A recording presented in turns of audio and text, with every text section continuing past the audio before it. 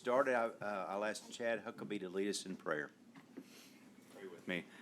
Heavenly Father, we come to you today grateful to have the opportunity to do the business of this great city, Lord. I ask that you be with us as we make decisions that would affect the citizens here, Lord. I ask that you bless those that have been here, that are on the council, Lord, our staff, and those that have come to participate today, Lord. I ask that you be with us as we make what can be monumental decisions for those in the city of Nacogdoches. I also want to reflect and thank you for the life of Dr. Martin Luther King Jr., Lord, and the life that he led to strive for equality and justice for all, Lord. I ask that you remind us, as Reverend Lorraine Brown said in her message on Sunday, that we can't just wait until every Martin Luther King Day to heed his call to action and his I Have a Dream speech. And I ask that you spur us to take that action to get equality and justice for all. In Christ's name we pray. Amen. Amen.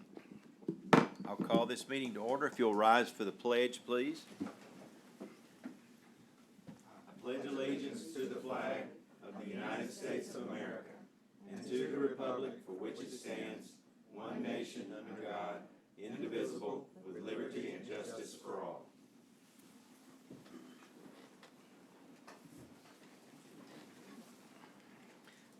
The next item on the agenda is open forum, and we have no one signed up for open forum. Is that correct? Okay, great. We will move into for our work session. Items included in a work session are intended to provide opportunities for City Council to study and discuss various issues and gather and analyze information. Council will not take formal action on matters presented at a work session, but may direct staff to place items relating to the matter on future agendas for formal consideration. A, discuss financing options for capital projects. Mayor, Council, Pam Kerbo, Director of Finance. Unfortunately, you're not going to get to hear from me tonight. I have John Martin and Michael Martin, who are our financial advisors with Hilltop Securities, and they're going to talk to y'all a little bit about issuing municipal debt. And with that.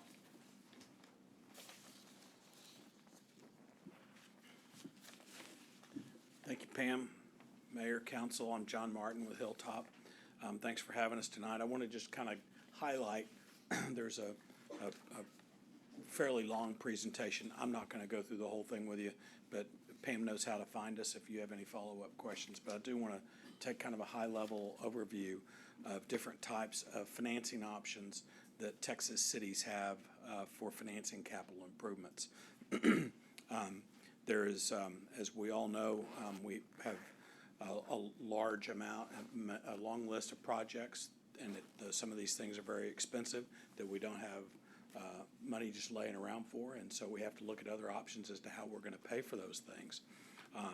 Fortunately, the public entities have the ability to issue municipal bonds, which are it's like a loan that is sold out onto the open market, and it is a tax-exempt debt, meaning that the interest rate to the interest earned to the investor is exempt from federal income tax, so it's a benefit to them. And because of that, you have a much lower rate of borrowing than, say, you and I could get at the bank, despite how good a credit we may have. Tax-exempt rates are going to be considerably lower. So with that, I want to take you through just the first slide there. Am I drawing this, or okay, there we go. Am I doing this? Or you can with this, the Arrow, got it. I can do that. So there are several types here that we're going to talk about today, and general obligation bonds, certificates of obligation, tax notes, and utility system revenue bonds. Of those that you see there, only general obligation bonds are required to be voted and go to the voters. The rest of those are non-voted bonds for a variety of reasons that I'll touch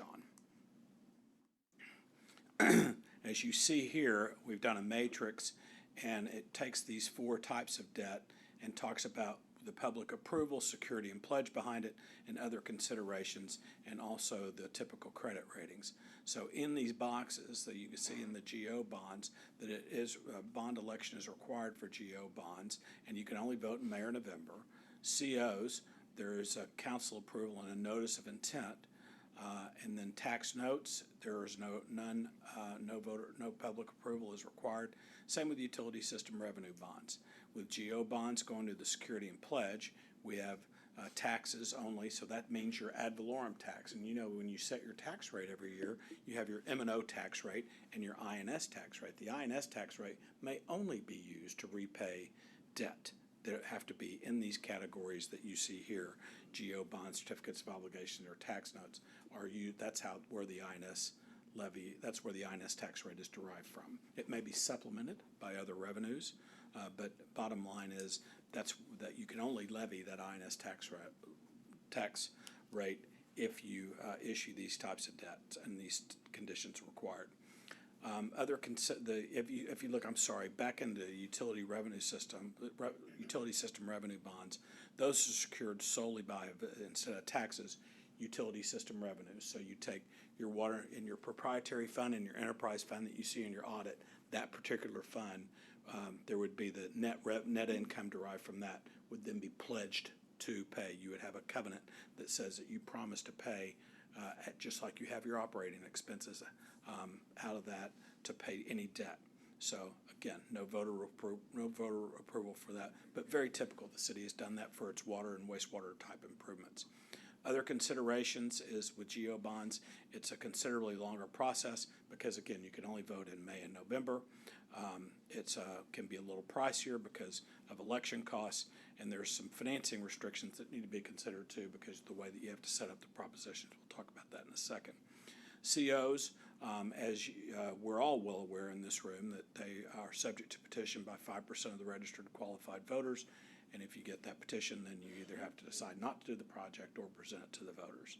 With tax notes, it's non-voted debt, but you have a maximum maturity of 7 years. You may recall, some of you all in council a few years ago, we did that for major fire apparatus.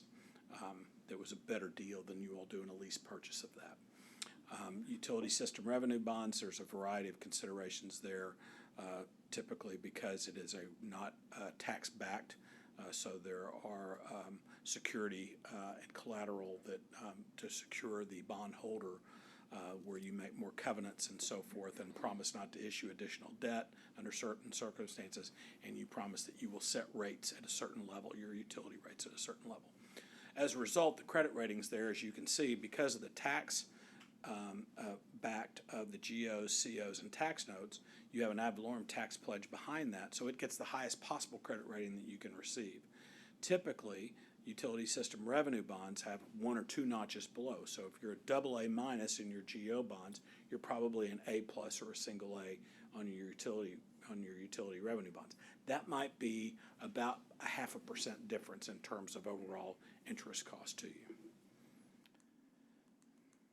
Okay, here's an overview of GO bonds. This talks about, I really want to focus on that third bullet point, which talks about what the ballot must say.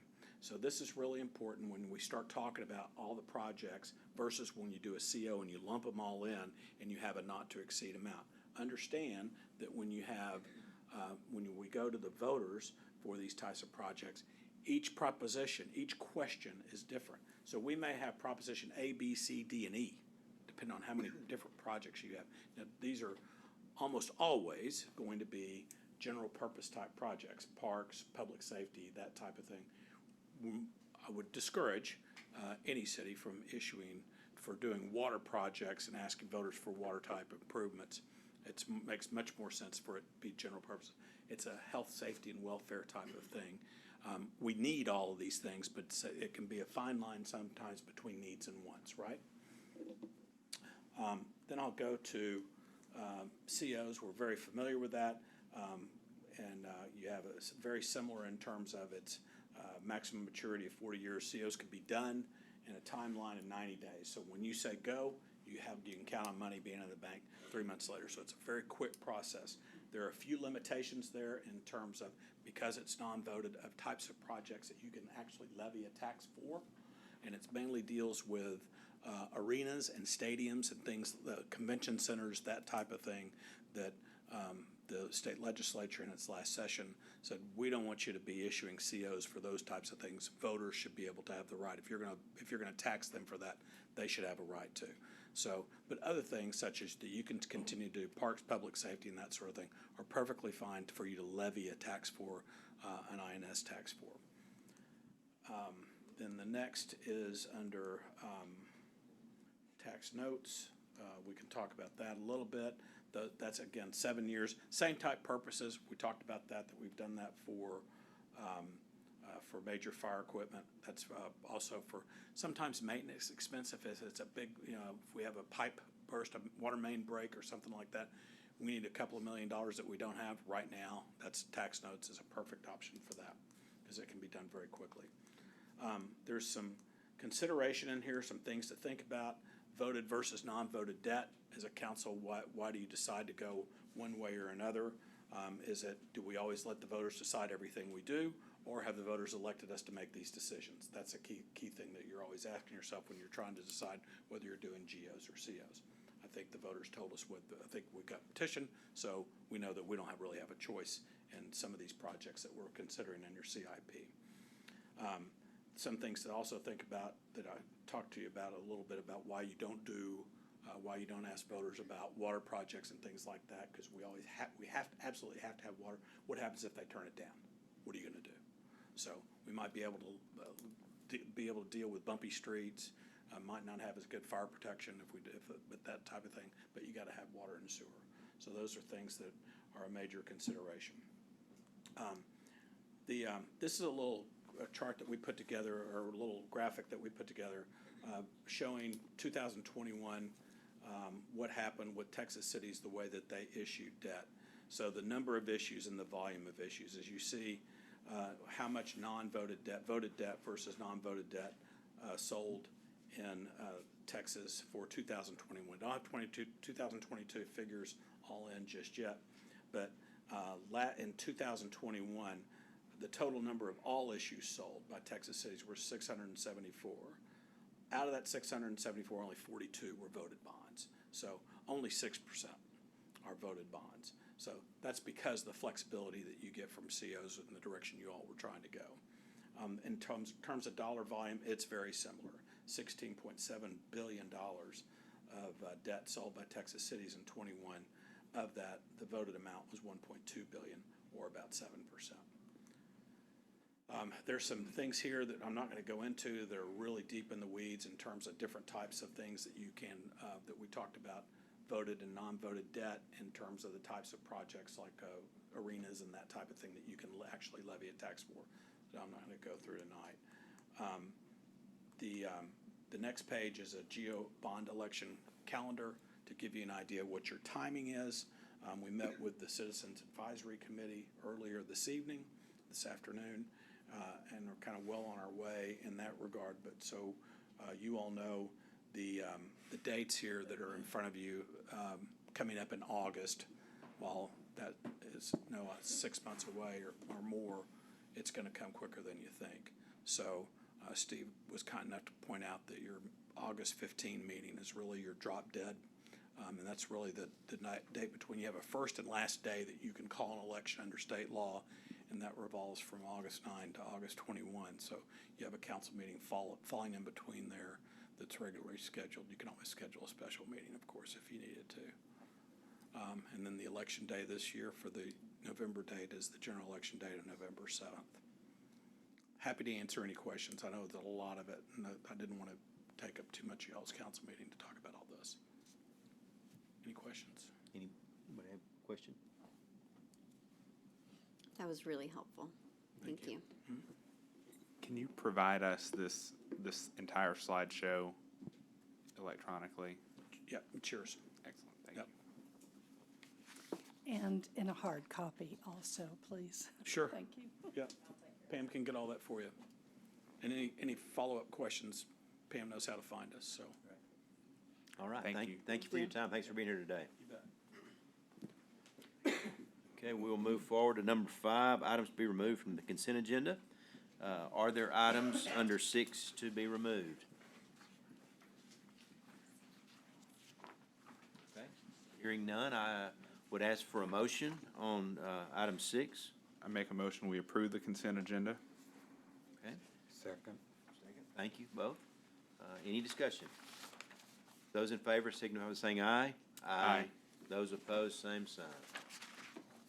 Okay. We will move to 7, regular agenda. City Council will receive staff recommendations and public input on the following items and may deliberate and take formal action on the item. I'll open a public hearing to consider a request for approval of a zone change from PD Plan Development to R1 Single Family for approximately 61 acres of land, being all of a 64.1 acre tract conveyed by HGT Group LP to JBSC Development LLC as described in warranty deed dated March 22nd, 2022, and recorded in clerk's document number 2022-3135 of the real property records of Nacogdoches County, Texas, save and except 2.7 acres that lies outside of the city limits of Nacogdoches, generally located at the eastern terminus of Park Street. This request has been submitted by JBSC Development LLC, case file ZON 2022-09. Ms. City Planner. All right, thank you, Mayor. Elena Helton, City Planner. As stated, this is a request for 61 acres from PD Plan Development to R1 Single Family. This property is actually part of a much larger 217-acre plan development district that was approved in 2000. Essentially, it's all that orange area that you see outside of the loop. Since then, there's been little development activity with the exception of Village Gate, which was developed in 2001. And so the applicant has purchased the 61 acres last year, also approached the city for a development agreement for future single-family subdivision in this location. And this is a step towards completing or providing compliance with that 380 agreement. So, like I said, the original PD concept plan was approved in 2000. It included a mix of land uses, including multiple single-family subdivisions, commercial uses along the loop, and then a future school site. Whenever PDs are approved, they're approved with a concept plan that looks just like this. Sometimes they're a little bit more detailed, and they do expire if the development doesn't come to fruition. So after 3 years, if development plans aren't submitted to further that development, then it does expire, and they have to come back to City Council for zoning approvals. So just to provide some additional history on the property, again, in 2000, that's when the original PD concept plan was approved. In 2001, a development plan was submitted just for the Village Gate subdivision. And then last year, the applicant received approval of a 380 agreement for a future single-family subdivision and the extension of Park Street. This is the preliminary layout that was included in the 380 agreement. We also presented this plan to Planning and Zoning Commission just to give some ideas about what the development would look like, but we haven't received formal preliminary plan applications. So again, we don't know what the exact final count will be, but this gives a good idea of what the future development is intended to look like. The 2003 Comprehensive Plan Future Land Use Map does designate this area as single family. So the request is consistent with the comprehensive plan. These are just some photos of the property. This is the entrance into Park Street, and then on the lower right, that's actually where the subject property begins, and that will be where they'll take direct access to. These are just photos of the property. You can see it's largely wooded, very undeveloped. These are images of the Village Gate subdivision. So you see the subdivision sign, and then those are just some character images to give you an idea of what's developed in that area. As part of the process, just like any other zone change, we send letters to all property owners within 200 feet, and then we send postcards to all property owners within 500 feet.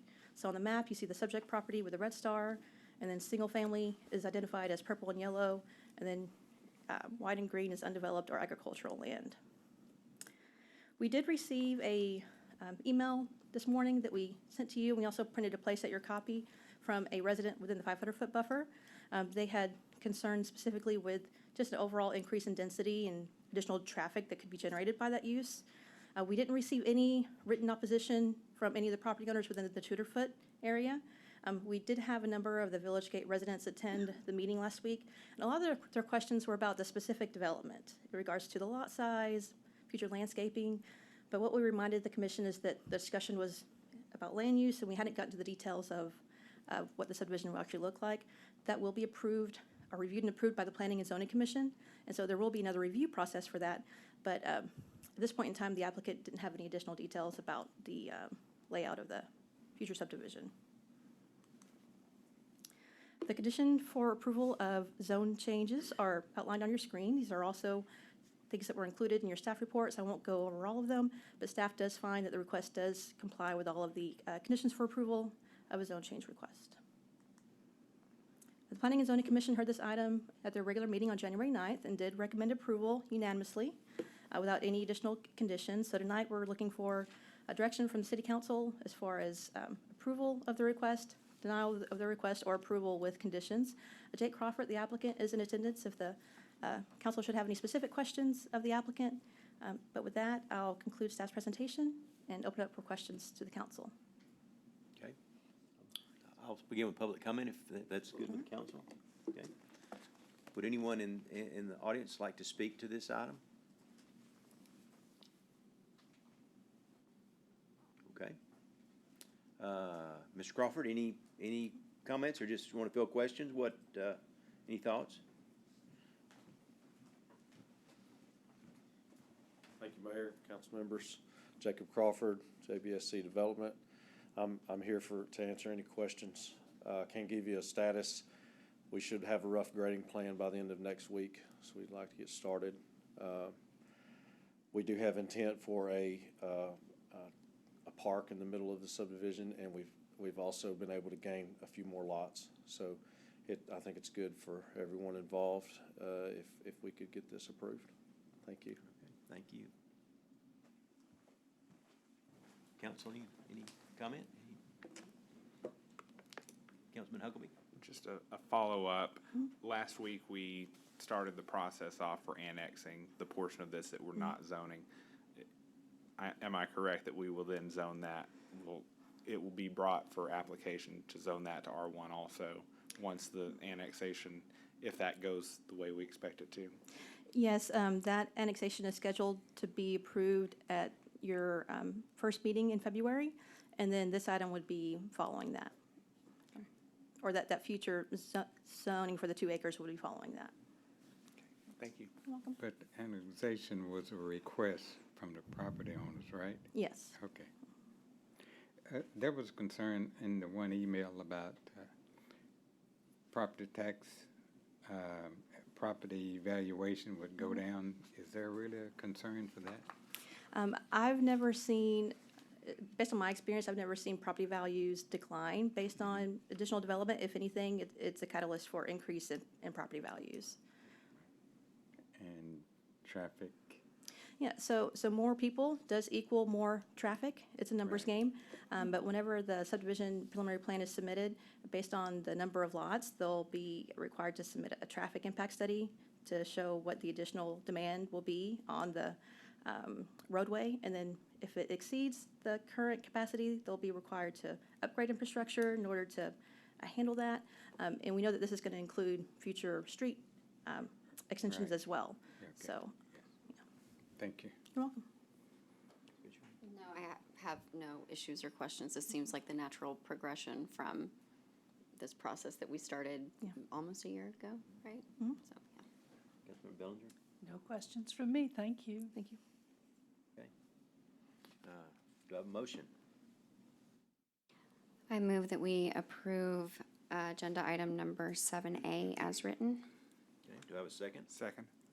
All right. Any further discussion? Those in favor signify by saying aye. Aye. Aye. Those opposed, same sign. Thank you, Ms. Helton. And I'll close this public hearing. We'll move to B, receive a presentation and hold a discussion regarding the low-income housing tax credit program. Ms. Philpott.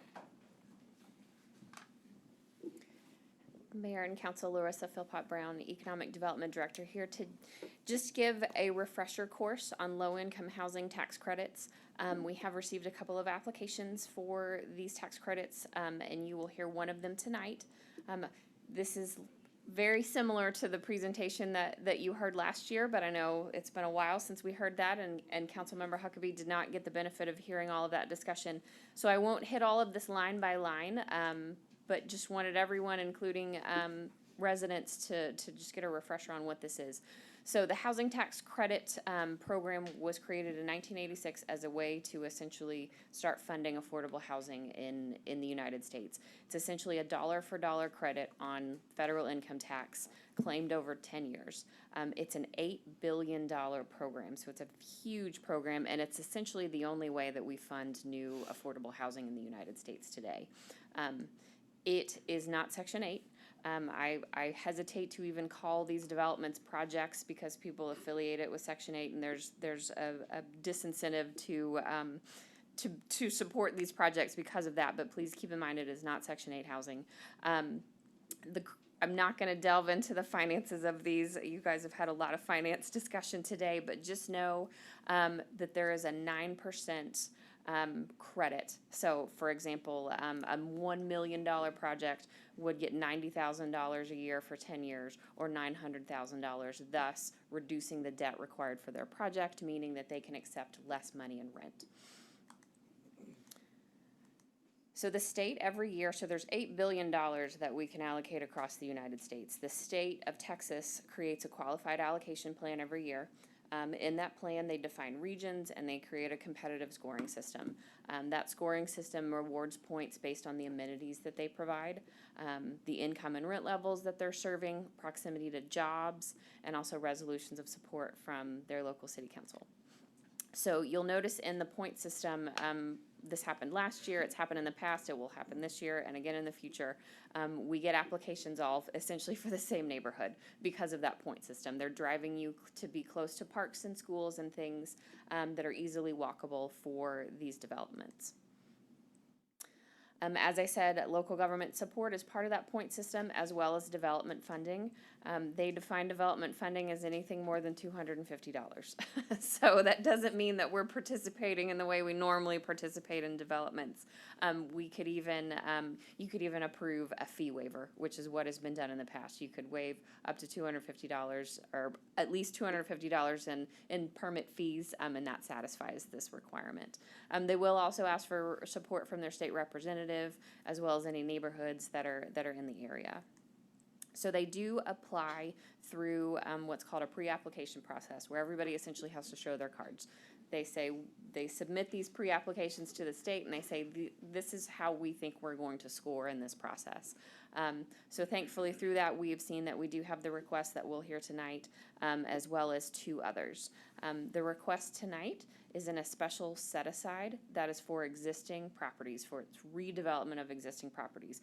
It is not competitive with the 2 requests for new construction that you will hear at your next council meeting. So I just wanted to clarify that. This census tract is highlighted again. It's the same one that we had last year where all of the projects scored the most competitively in. Just a quick recap there, we do have a need for affordable housing based on our income levels and our rent asked in our community. I'm sure we'll see more of this information in upcoming discussions during the comprehensive plan housing discussion, but just keep that in mind that while we do have more affordable housing than the rest of the state on a per capita basis, we are a low income community, so we do have more of a need for that. These tax credit properties are already spread all over town. You can see they're dispersed a good bit around the community. The one at the very top portion of your screen there is one that we'll be hearing a request for in just a moment for redevelopment of that property. So the 2 applications that we do have for new construction are Ridgebrook Senior Village, which is on the southeast corner of University Drive and Northeast Stallings Drive, which is an official way of saying it's going to be tucked in behind Sunridge and University Hill Apartments. It would be accessed off of the North Loop, so it wouldn't have access from University Drive. It would be essentially south of the Stallings Drive Church of Christ and to the west of the Kenbrook neighborhood. That development is a nonprofit development. They will be providing 80 units, 72 of which are low income and targeting elderly individuals. Unfortunately, I don't have a confirmation on the estimated capital expenditures, but they did confirm that they would pay property taxes. Even though they are a nonprofit development, they do pay property taxes. That property is currently zoned B2, except for a very, very small portion that would represent the driveway. And so there would be a zoning change required for the driveway for that property. The other application for our area is Garden Walk of Nacogdoches. It is on University Drive, directly adjacent to the Blood Center. That one is proposing 50 units, just targeting general population, so not elderly individuals. And that property is zoned B2, so it would not require any sort of a zoning change. Elena literally just read these to you, so I'm not going to, but just a reminder that the affordable housing is discussed in our current comprehensive plan, and it's something that we take seriously and bring before you because of that. A little bit of a timeline here. We did have a ward meeting in Councilmember Bellinger's ward on January 12th because these projects both fell within, or the two new construction projects fell in Councilmember Bellinger's ward. We're having this workshop here tonight to get everyone aware of what we're doing. I am not asking you for a vote tonight. We do not have representatives of the two projects here tonight. On the February 7th City Council agenda, I will bring before you resolutions. If for some reason you're not able to make a decision on the 7th, we can bring it back up again on the 21st, but know that these applications and any associated resolutions do need to be into the state by the end of February. So if you don't make a decision on the 21st, that's essentially no support to that project. Moving forward, the state takes a while to review and consider all these applications. They issue the allocations in July. So at that point, we'll know if any of these are funded, and then they have about 2 years to start to do their construction, so we'd see it probably by the end of 2025. We work on really long timelines in economic development sometimes. So your options for resolution, and again, these are decisions not to be made today, but on this, oops, sorry, I clicked too many times, on the 7th, you can adopt a resolution of support, which is very helpful to their application, a resolution of no objection, which is not necessarily harmful to their application, but remember, it's a competitive process. So if another development in Lufkin, for example, does get a resolution of support, a resolution of no opposition is essentially the same as a resolution of opposition, or you could take no action. And remember, the resolution of support would include a $250 fee waiver. I'd be happy to answer any questions about the process.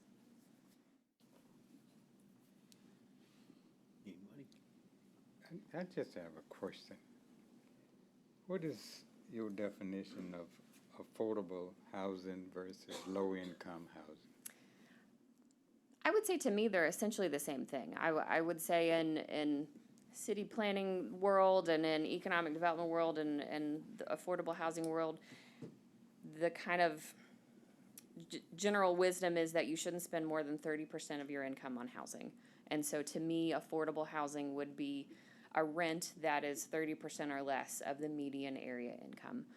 That's also based on your family size. If you have, 3 or 4 kids, then suddenly you have a lot less money to spend on rent. So those charts that you see from the state always include family size in that. So a single person could technically have more to spend than a family of 8, for example, would have to spend on housing. Yeah, and I understand what you just said, but when it comes to opposition, it's more opposition against low income than affordable. Would you say that? It's semantics. To be honest, people hear affordable, and you'll see in presentations the affordable, and they'll say this is where teachers and firefighters would live. You often see that in brochures versus low income, and suddenly that conjures a different image for some reason. It conjures the old school developments that we don't do in this country anymore. Thank you. Councilman Bellinger? My only question is, do we need funding support or permit fees or anything to support the rehabilitation request? Yes. And that is included in Yes. this? I didn't. Yes, Okay, that would be thank you. in the next, sorry, I didn't talk much about that, but that is in the next item. Okay, thank you. Anyone else? No? Nope. Okay. I'd say any public comment regarding this? Okay. Then I guess we'll move on to C. Discuss, consider, and adopt resolution number 1323-01-23 in support, no opposition, or opposition for the application of Northway Landing, VOA, AHLP, to the Texas Department of Housing Community Affairs for the 2023 competitive 9% housing tax credits at risk set aside to rehabilitate affordable rental housing in connection with Northway Landing Apartments located at 5301 Northway Drive. So, as I said, this is, the one item tonight that we need you to vote on for, low-income housing tax credits. This is Northway Landing. It's a property that's been in Nacogdoches for quite some time. It's well-run, a well-utilized and appreciated facility here in town. They are applying for an at-risk set-aside portion of the tax credits, which is used for rehabilitation of aging housing developments that could lose their rental subsidies. It is not competitive with new construction. For those of you that are unfamiliar, this is on the north side of town. That orange arrow is pointing it out to you. Just to orient you, on the lower left-hand side of the map, there is the intersection of North Street and Stallings Drive, so that's the medical center area. So it's a small facility tucked back into the neighborhood on Northway Street. It is 48 one-bedroom units. It is a tax-exempt property, so they do not pay property taxes. They are proposing a $3.46 million renovation, which is quite impressive for a property of this size. And Ms. Deborah Welchel with the property ownership is here to answer any questions if you have any for her tonight. And your options again include the fee waiver as you asked. Be happy to answer questions. Ms. Welchel, would you like to speak some about the project and what the plans? That was a very comprehensive explanation of the tax credit program. I actually worked at TDHCA. I managed the underwriting department. And so you did very well. I'm with Volunteers of America National Services, and we are the owners of the property. Volunteers of America Texas is the property management company, and I'm here requesting a support for a resolution for our 2023 9% application. It's a 3-story elevator-served building. It's got 48 one-bedroom units, which she said, and 1 2-bedroom employee unit. And we plan on spending about $14,000 a unit in site work and about $51,000 a unit in unit renovations. And if you add the 10% contingency, that's about $72,400 a unit in renovation. The pre-apps went in on January 6th. And we requested $725,000 in credits, $725,000 in credits, which we would get annually for 10 years. And then we'll sell those credits to an investor who will purchase them, and that will help fund the renovation. And I think we're in pretty good shape. So if we could have your support, we would be very grateful. Talk to us a little bit about what you will do to the complex. Can you give any details? I do. I sent up.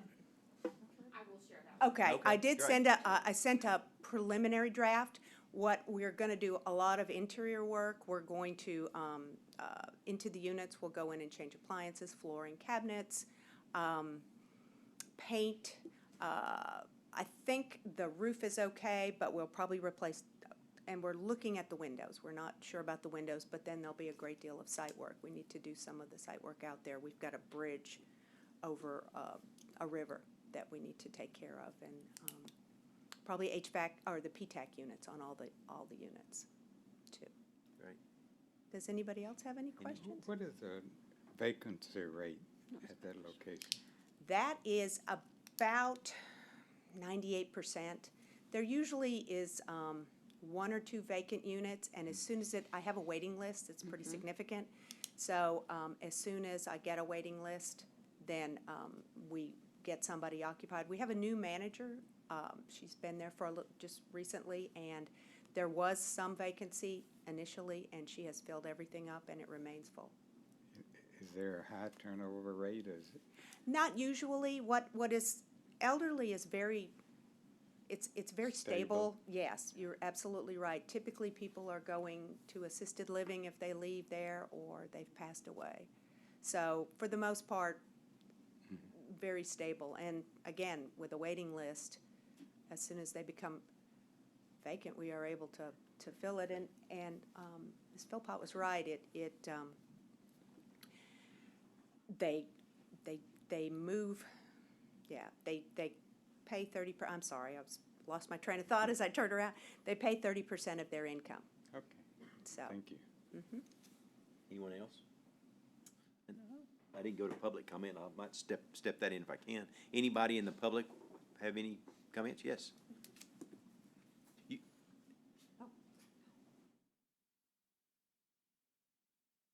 I'm Brandy Cartwright, and I just wanted to say I hope you guys support, do a resolution of support for this, because I think our community needs it.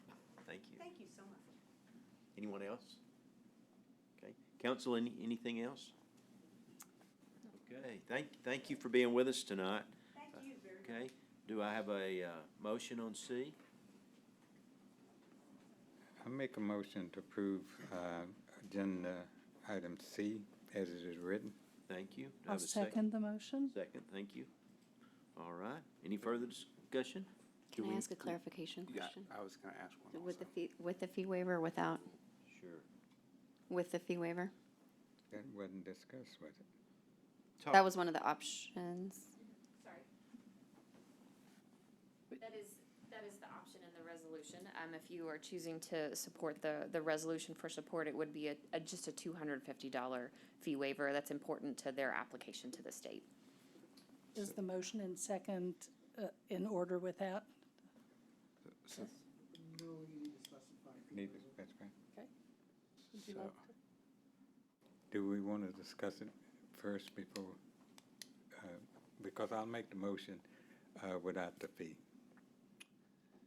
What do you mean? Waive Waive the the fee. fee. Yes. Yeah, That would be my motion. letter of resolution waiving the, waiving the fee. Right. Yeah. And I'm good. With so the motion is, just to clarify, that we are adopting resolution number 13230123 in support with the fee waiver. Correct? That's what Yes. and then I'm happy to second it. You good with that? Okay. Any discussion? All right. Those in favor, signify by saying aye. Aye. Those opposed, same sign. Okay, thank you. Okay, we'll move to D, hold a discussion and give staff direction regarding adoption of the city's procurement policy. Hello, sir. Good evening, council. Drew Flores, Purchase and Contract Specialist. As stated, I'm seeking staff direction regarding the adoption of the procurement policy. This is about a year in the making, and I am very excited to share the status of it and give you an overview of the processes that the city makes in its day-to-day procurement. So the first slide is the basic procurement process flow chart that I created. It was designed as a one-page overview to use internally as well as disperse to local vendors to outline the procedures that purchases go through based on the price range. They are broken up into 4 different criteria. They're based off of laws. Purchases under $1,500 are paid with a purchase card. It's quick and they're easy to track. Purchases between $1,500 and $2,999. We request departments send an invoice to finance with a check request slip attached, and finance issues a payment to the vendor. Purchases between $3,000 and $49,999. This is where the majority of the city's purchases are made. Quotes are obtained and sent in with proper supporting documentation. Finance creates a PR request. That request is approved based on the price. There are varying levels of approvals. A PO is then generated and sent to the vendor. Once the vendor delivers the product or services and issues an invoice, finance will receive the invoice and process the payment to the vendor. Purchases over $50,000, a formal bidding process is required by law, and I will. So procurements of $50,000 or more must be used through the competitive seal proposal method. These are issued to the public in 3 following forms: the invitation to bid or an ITB, the request for proposal or RFP, and then the request for qualification or RFQ. So ITBs are primarily price sourcing, so think like fleet vehicles or other commodities. Requests for proposals or RFPs are process sourcing, like admin or other general services.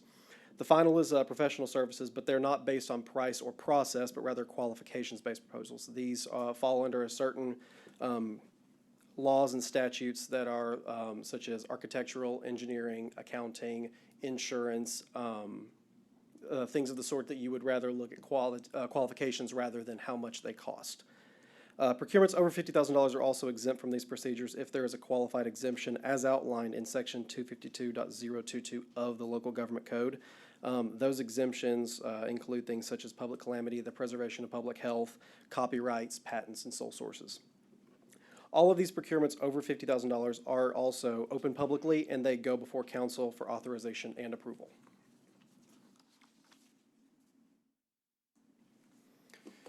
Procurement and contracting with historically underutilized businesses, also known as hubs, is a very large topic in procurement, local procurement. Local government code states that expenditures between $3,000 and $50,000 shall contact at least 2 hubs. If the list fails to identify one in the county, the municipality is exempt from this section. There are exemptions outlined in an internal exemption form that I will show on the next page. These are the same exemptions that were listed in 252.022 in the last slide. As an added note, Local Government Code 252.021D states that a municipality using the RFP process must also comply with those, with that law mentioned above when making purchases over $50,000. So we must contact hubs in purchases between 3 and 50, as well as 50 and up. And then those exemptions, of course, follow. This is a competition exemption form. It was created to be used, to be submitted with other PO request documents to show the exemption being claimed. It's an internal document, and it's used for record-keeping purposes as well as auditing purposes should that need ever be arisen. Oops. So the next one is a pretty big topic. It's local preference and local procurement. There is a local government code section number 271.905, which loosely states that if there is a bid received by a bidder that is located within the city, and it's within 3% or 5% based on the chart below, then, and that amount is, like I said, was within 3% or 5% of a bid that we received from someone who is outside of the city, then we can enter into an agreement with one of 2. It can either be the lowest bidder, regardless of the price differential, or we can enter into the the price differential of the one who is within the city if the local government of the governing body of the local government agrees and determines in writing that the local bidder offers the city the best combination of contract price as well as equal employment opportunities, or development opportunities, I mean. So to put all that into this table below, the 5% price differential is for construction bids less than $100,000, or all bids including services less than $500,000. The 3% price differential is for all other bids excluding construction and services for $500,000 or greater.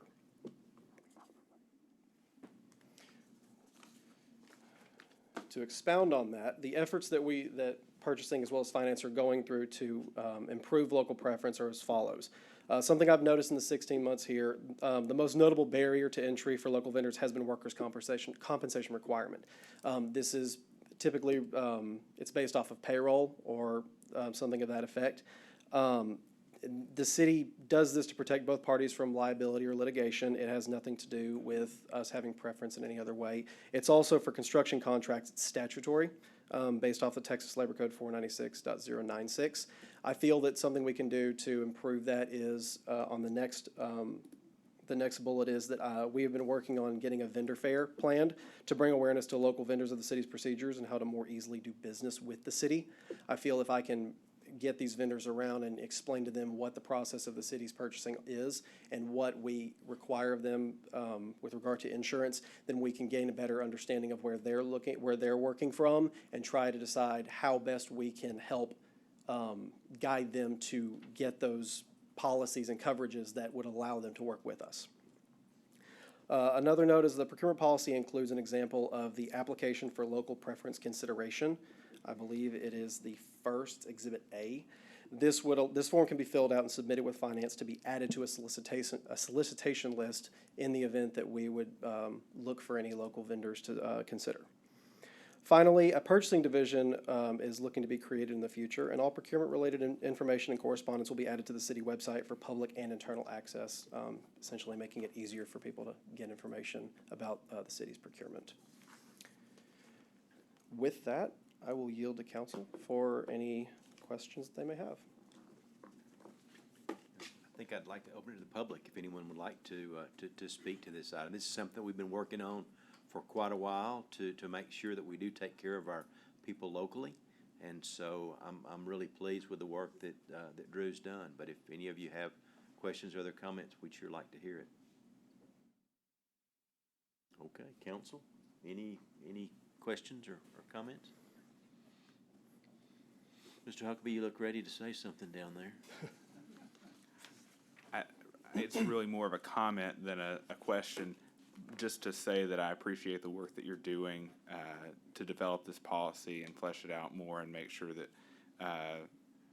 that our local vendors do have the information they need to be able to work with the city.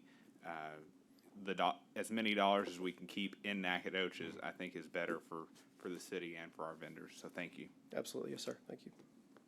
I have one question also, thank you. How are historically underutilized businesses defined? Oh, yes. The state comptroller's website actually has a database where you can fill out a bunch of different criteria to make it easier to determine who is available within it can be by county, zip code, a proximity. That is actually listed in the procurement policy, the website, as well as in the future, we look to do training sessions with departments to make it easier for them to actually source that information as well. And the website actually includes historically underutilized businesses and the CMBLs, or the centralized masters bidders list. You said the definition is in the policy? Hub is defined by statute. I don't recall the statutory reference off the top of my head. It should be also restated in the policy itself. It's there's a, you can click on something, it takes you to it, on page, I hope I can find it again.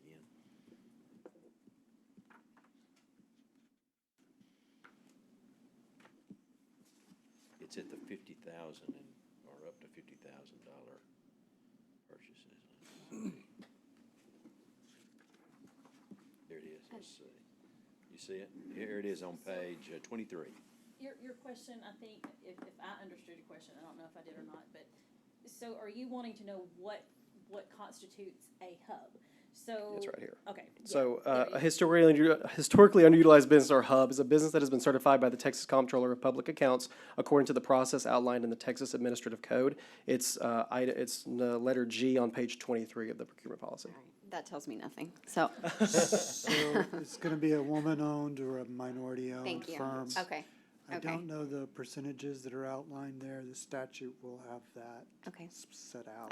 That is helpful, thank you. If- Okay. If you would like, I can send you an email tomorrow that gives you the reference and the actual definition. But it's minority and women-owned firms. I can find it, thank you. Yeah, but that says historically underutilized business. That doesn't, to me, that doesn't mean if it's minority or whatever, it's you using one business more than you using the other one. Yes, sir. The list actually also includes what's called an MBE, or a minority business enterprise. I actually also believe it includes veterans as well. But what did I just say it was on page 23? I believe the Texas Administrative Code actually has more information and definitions to define it. But Yeah, I mean, Ms. Fisher asked a question that I wanted to hear also. Who knows, who determines, and who's the record keeper? But thanks to her. I think the comptroller is the record keeper of the Yes. state. Yeah. So the website actually also includes, it's a pretty detailed process to gain access to gain that title. I think it'd be best if I could give you more information based on that from what the website said as opposed to what I know off the top of my head. I got it. Thank you very much. Thank you, sir. Thank you for the hard work there. I appreciate it. Yeah. Just an aside too, I think a lot of times we go to the comptroller's website and there's all these listings. we only have, I believe, if Bartlett is right, we only have 11 in the county. And so those businesses have to go through a process with the state to get categorized as a hub, and we have very few of them here. So we know what 11 are here, and so our process is, if we're buying something that, you know, that we need to do from them, those are the 11 that we contact. There's not a significant number of hubs within our county. Some counties have a lot. We just unfortunately don't have very many. Thanks. Thank you. So, Councilmember Bellinger? Yes, I just wanted to also express my appreciation for the work you've done. I particularly appreciate how this process has been streamlined and how you've made it very, very clear, and I appreciate the exhibits, and I'm sure all of our prospective vendors will appreciate the exhibits and the applications. I think those are very, very helpful. I know it's been not just your work, but I'm sure Ms. Kerbo has helped significantly, and I'm sure several other staff persons have.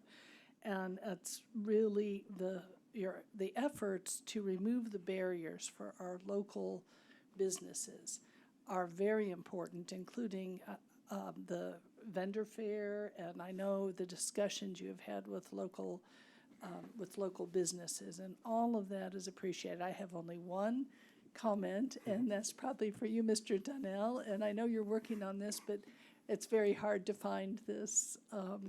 I couldn't find it even when I was looking specifically for your name and for a procurement officer. So if we could, make it readily available, that would be one additional support for our local businesses. Thank you very much. Thank you, Councilwoman. Will you bring this back at a later time for us to approve it? Is that how that happens or not? I believe we're seeking just a motion to adopt. I'm not entirely sure Okay. what. I will so Okay, perfect, good. I will so move Right. to adopt this procurement policy. Okay, I'll second. second, any discussion? Those in favor signify by saying aye. Aye. Those opposed, same sign. Thank you for your work. Thank you, Council.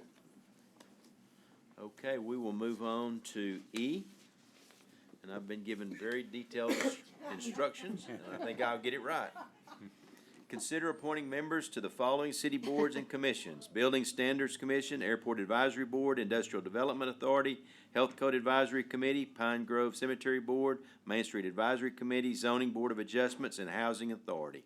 We held interviews last week, and again, we're quite blown away by the quality of applicants that we received. We interviewed both those seeking a new position as well as those who were on the committee and their term had expired. But again, we had very, very good interviews, and from that, I'd like to present this list to the council for consideration of approval.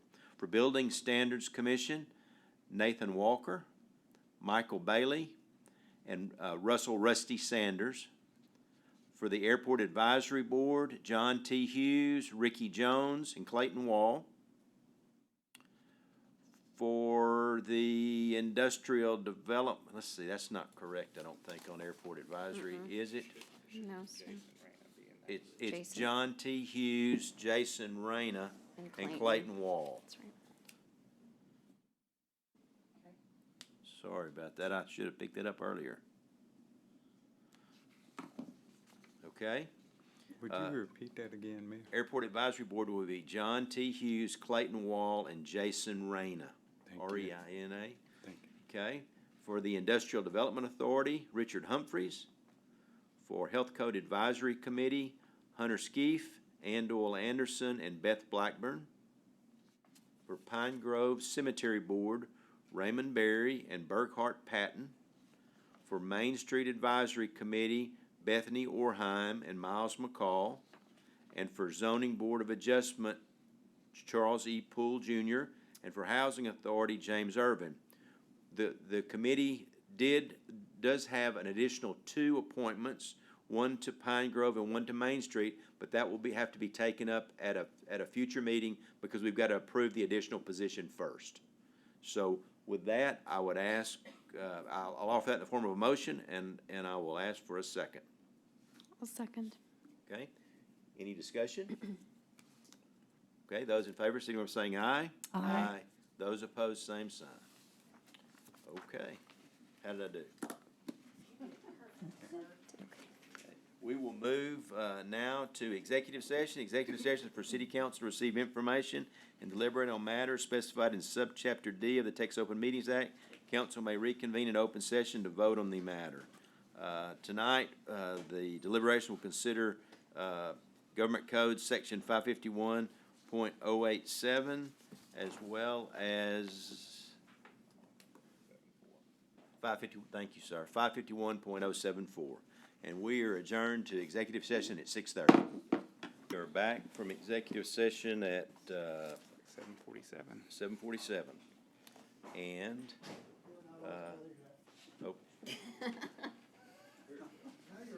we're back from executive session at 7:48. And pursuant to Texas Government Code Sections 551.087 and 551.074, we have no action to take. We're